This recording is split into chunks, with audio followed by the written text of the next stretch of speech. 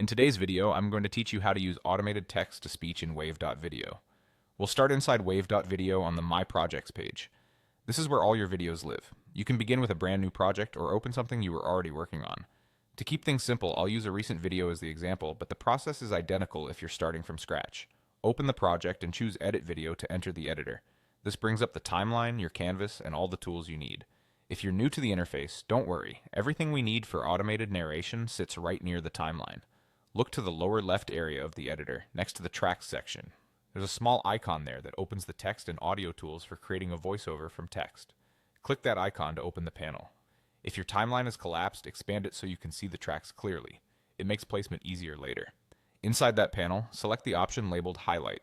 This activates the automated text-to-speech workflow and gets you ready to enter the words you want the voice to read. Think of it as telling Wave.video. I'm adding spoken narration. Now type the text you want narrated.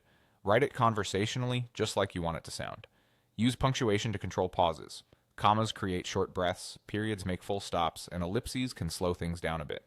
Keep sentences concise, avoid sensitive information, and double-check names, numbers, and abbreviations so they're spoken correctly.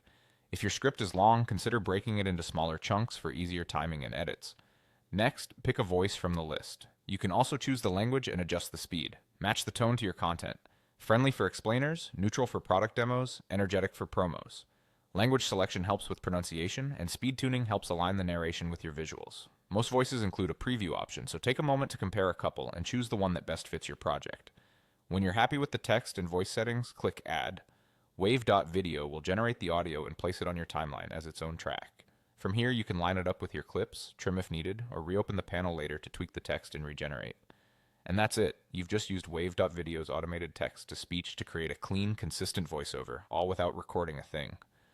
Follow these steps each time you need narration, and you'll build professional videos faster and with more control over your sound.